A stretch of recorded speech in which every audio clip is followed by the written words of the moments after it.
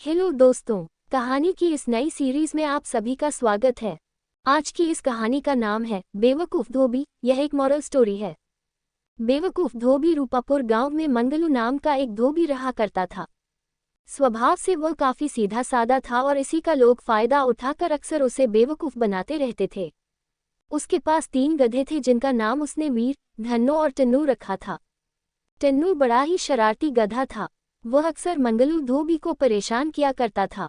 रामदीन, काहे मंगलू भैया, इतनी ठंड में सवेरे सवेरे बेचारे इन मासूमों को लेकर कहाँ चल दिए? मंगलू, अरे क्या कहे रामदीन भाई, मैं कहाँ जाऊंगा? आज तक तो रूपापुर से बाहर नहीं गया हूँ। वहीं मियाँ की दौड़ मस्जिद तक, नदी किनारे जा रहा हूँ। आज बहुत कपड़े हैं धोने के लिए।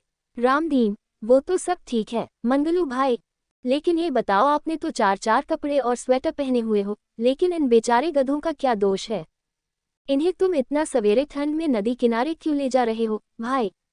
मंगलू, ये अगर नहीं जाएंगे तो मेरा काम कैसे होगा? उतना कपड़ा मैं कैसे धोकर लाऊंगा? परंतु हाँ, तुमने अच्छा सुझाव दिया है। मैं कल ही शीला से बोलूंगा कि इन सभी के लिए स्वेटर बुन दे ताकि ये लोग और अच्छे से काम कर सके। टन्नू, अरे मालिक, ये आपको बेवकूफ़ बना रहा है। हम गधों को ठंड नहीं लगती, आपको गधा बना रहा है मालिक। वीर, अरे टन्नू, तू भी क्या गधे जैसी बातें कर रहा है? अपने आप को बेवकूफ़ साबित कर रहा है। बोल कि गधा नहीं, मालिक को उल्लू बना रहा है। धन्नो, सही जा रहे हो दोस्त, बिल्कुल सही जा रहे हो। एक गधा दूसरे गधे को गधा बना रहा है। अरे वीर, तुम भी तो अपने आप को गधा साबित करने पर तुले हुए हो।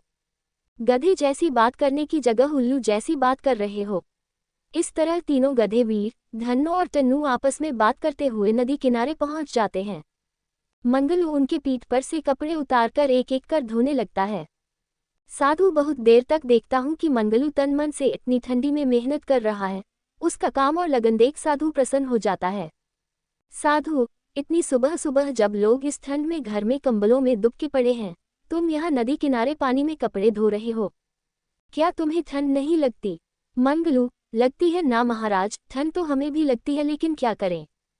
इतने कपड़े हैं कि धोते धोते 12 बज जाएंगे, इसलिए सुबह ही कपड़े धोने निकल लिए। साधु, तुम्हारी अपने गांव के प्रति मेहनत और लगन देखकर मैं बहुत प्रसन्न हुआ। तुम कोई भी एक वरदान मांगो, तुम्हारी वो इच्छा मैं पूरी करूंगा। मंगलू, महाराज, मुझे लोग कहते हैं कि मैं बेवकूफ हूँ। अगर मैं आपसे वर मांग लिया तो मेरी पत्नी नाराज हो जाएगी, इसलिए मैं पत्नी से पूछकर ही वर मांगूंगा। साधु, ठीक है, तुम्हारा ये वरदान मुझ पर उधार रहा। तुम जब चाहो मुझे याद करके मुझसे वरदान मांग सकते हो। इतना कहकर साधु वहां से चला गया। मंगलू धोबी अपने काम में लग गया। सारे कपड़े धोने के बाद मंगलू अपने तीनों गधों के पीठ पर कपड़ा लादकर अपने घर पहुंच जाता है। मंगलू, शीला, अरे कहाँ गई हो? मैं सारा कपड़ा धोकर ले आया हूँ, इसे मैदान में फैलाकर सुखा दो। शीला, हाँ हाँ, आए। दिन रात गधे जैसा खटते रहती हूँ, फिर भी मन लायक खाना तक नसीब नहीं होता। ऊपर से तुम्हारे जैसा बेवकूफ पति भगवान ने दे दिया है।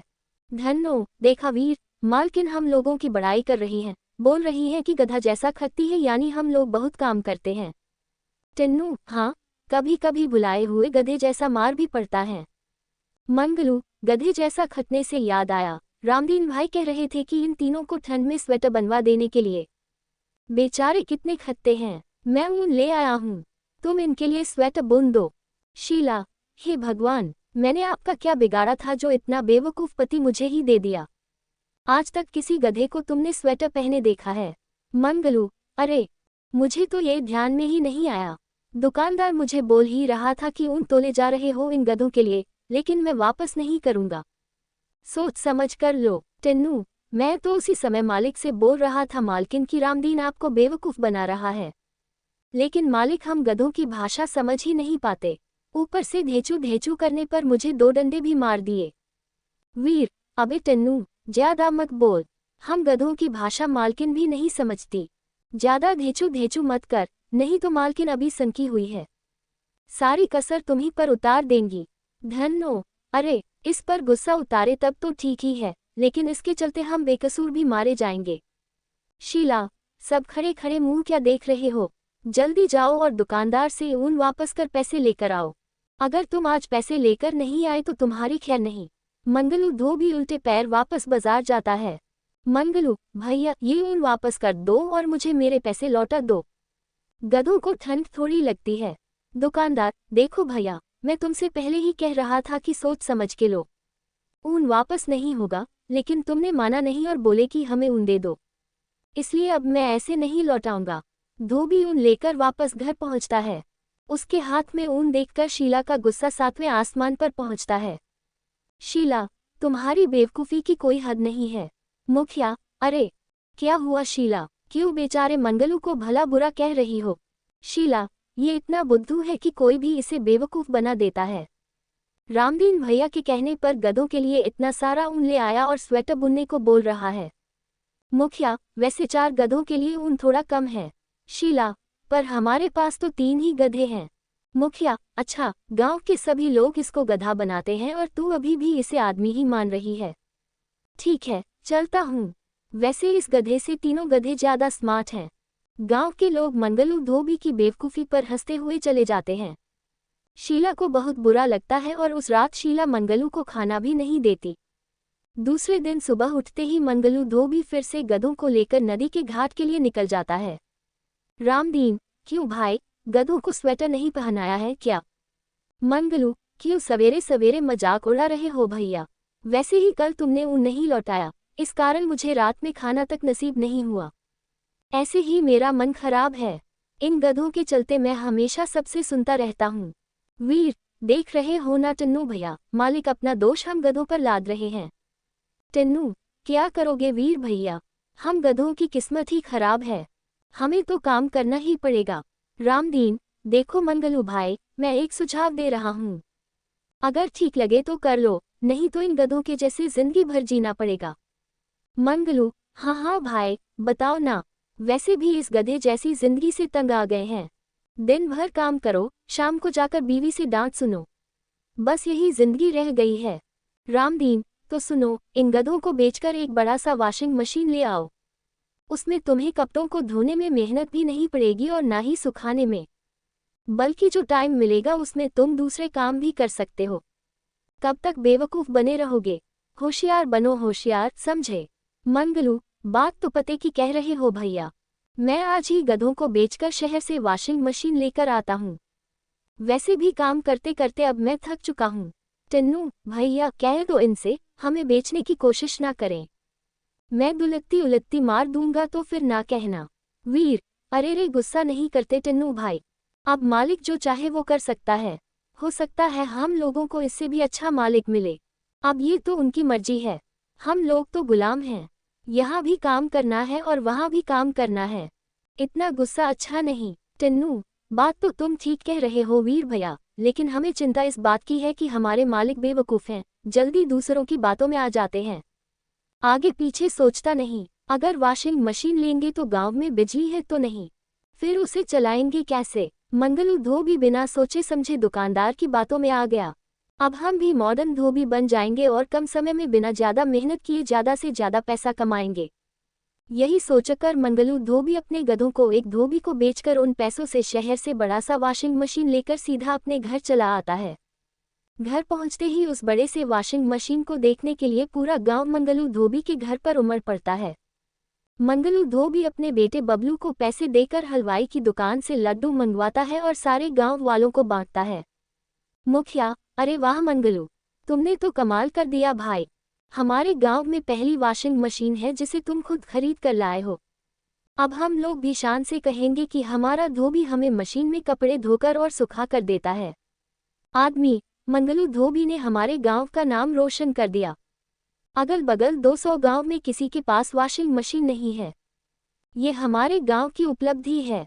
अतः हम सब मुखिया जी से आग्रह करते हैं कि मंगलू धोबी को एक शॉल गिफ्ट कर उसे सम्मानित किया जाए। मुखिया जी दुकानदार से एक शॉल मंगवाकर मंगलू धोबी को सम्मानित भी करते हैं। मंगलू धोबी सहित उसके परिवार का सीना चौड़ा हो गया था। आज पूरा गांव उसकी जय जयकार कर रहा था। मंगलू धोबी एक लंबा चौड़ा भाषण दे डालता है।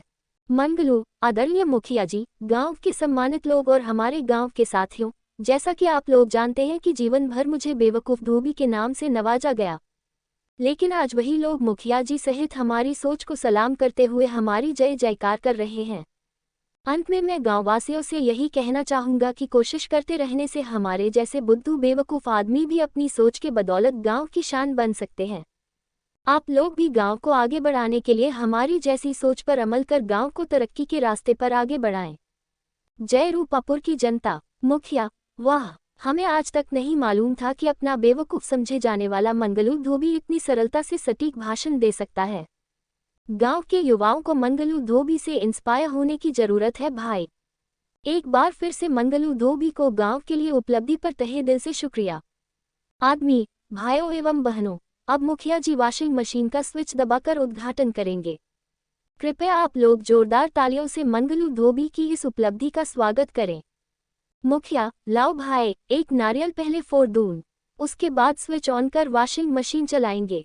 आदमी: 1 मिनट रुक जाए मुखिया जी, हम सब वॉशिंग मशीन गांव में आने की खुशी में ये भूल गए कि हमारे गांव में तो बिजली अभी आई ही नहीं है, तो फिर वॉशिंग मशीन चलेगी कैसे?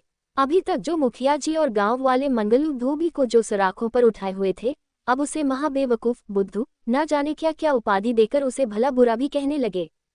शीला खटिया पर बैठी सर को पकड़े अपनी पति की बेवकूफ़ी पर खुद को कोस रही थी। रामदीन भाई, गधा जब घोड़ा बनने की कोशिश करता है तब ऐसे ही सब लोगों की ताने सुनने पड़ते हैं, समझे मंगलू भाई? एक सुझाव और मान लो, गांव में बिजली ला दो। मंगलू: क्या हुआ शीला, तुम सर पकड़ कर क्यों बैठी हो? आदमी: जिस घर में 4 गधे हों, उस घर की मालकिन की स्थिति समझी जा सकती है। रामदीन: 4 नहीं, 5 गधे, क्योंकि गधे की बीवी भी गधी ही होती है। सभी गांव वाले हंसने लगते हैं। गांव वालों के ताने से बचने के लिए मंगलू पूरे परिवार के साथ नदी किनारे जाकर उदास बैठा रहता है। तभी वहां पर वही साधु आता है जिसने कहा हुआ था कि तुम्हारा एक वरदान मेरे पास बाकी है। साधु: क्या बात है? इस तरह एकांत में सपरिवार उदास बैठने का कारण जान सकता हूँ क्या? मंगलू: महात्मा साधु जी, कृपया हमें वर दे कि किसी तरह से मेरा वॉशिंग मशीन चलने लगे। साधु: ये लो बच्चा त्रिशूल, इसे मशीन में लगा देना। ये सूर्य, तारों और ग्रहों से एनर्जी लेकर वॉशिंग मशीन चलाएगा। जा बच्चा, कल्याण हो जाएगा। साधु मंगलू धोबी की इच्छा के अनुसार वर देकर चला जाता है। गांव लौटकर मंगलू वॉशिंग मशीन में त्रिशूल फिट कर देता है और स्विच ऑन करता है। वॉशिंग मशीन चलने लगती है। उसकी आवाज़ सुनकर गांव के लोग इकट्ठे हो जाते हैं। आदमी: भाई मंगलू, मुझे माफ़ कर दो, तुमने वॉशिंग मशीन चलाकर सचमुच साबित कर दिया कि गधे तो हम मजाक उड़ाने वाले रह गए, तुम तो घोड़ा बन हमसे कहीं आगे निकल गए भैया। मंगलू: हम आज सचमुच शर्मिंदा हैं, तुम हम लोगों से कहीं अधिक होशियार हो। रामदीन: आज मंगलू और उसके परिवार ने साबित कर दिया कि ये हमारे गांव के रत्न हैं। मैं तो यूं ही नेता हूँ, गांव के असली नेतृत्व करने वाला नेता तो हमारा मंगलू है। मंगलू धोबी का अब गांव में रौब हो जाता है। वह जहां जाता है, सेलिब्रिटी की तरह उसका स्वागत होता है। अगल बगल के गांव में उसकी स्पीच सुनने के लिए हजारों की भीड़ लग जाती है। अब गांव के साथ साथ नजदीक के कई रईस परिवार उसके ग्राहक हो जाते हैं और मशीन से धुले कपड़े पहनने में शान महसूस करने लगते हैं। धीरे धीरे मंगलू धोबी अमीर हो जाता है। दूसरे गांव के शातिर चोर खिरजू और बिरजू एक दिन मंगलू की वॉशिंग मशीन चोरी कर लेते हैं। दूसरे दिन गांव में हाहाकार मच जाता है। गांव की शान वॉशिंग मशीन की चोरी हो गई थी। कुछ महीनों में फिर से मंगलू के परिवार की स्थिति पहले जैसी हो जाती है। बिरजू: आखिर हमने मशीन तो चोरी कर ली, पर ये चलेगा कैसे? साला, हम लोग 3 महीने से इसे चलाने की कोशिश कर रहे हैं। खिरजू: लगता है त्रिशूल को घुमाना पड़ेगा। रुको, आज मशीन हम चलाकर रहेंगे। जैसे ही खिरजू त्रिशूल घुमाता है, वॉशिंग मशीन का ढक्कन ओपन हो जाता है और खिरजू एवं बिरजू दोनों को अंदर खींच लेता है और उन्हें गोल गोल घुमाना शुरू कर देता है।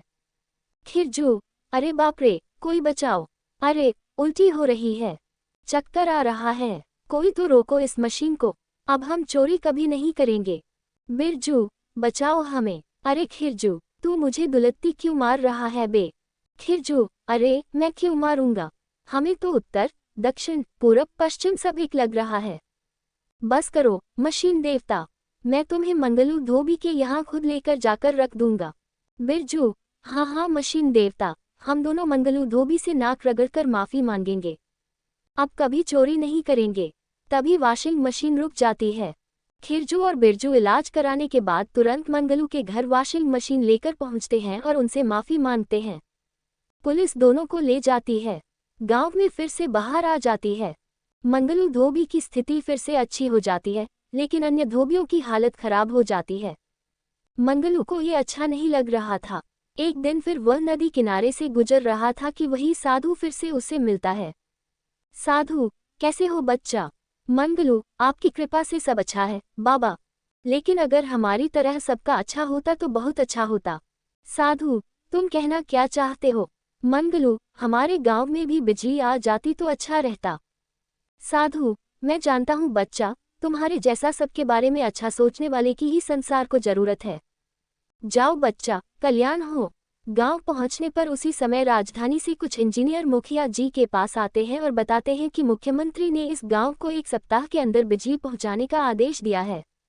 1 सप्ताह के अंदर पूरे गांव में बिजली के खंभे लग जाते हैं और मुख्यमंत्री खुद उस गांव में आकर बिजली का उद्घाटन मंगलू धोबी की वॉशिंग मशीन को चलाकर करते हैं। अब बेवकूफ मंगलू धोबी पूरे गांव की शान बन जाता है और सभी गांव वालों के साथ खुशहाल जिंदगी व्यतीत करने लगता है। दोस्तों, ये हिंदी कहानी आपको कैसी लगी, नीचे कमेंट में हमें जरूर बताइएगा। कहानी को पूरा पढ़ने के लिए शुक्रिया।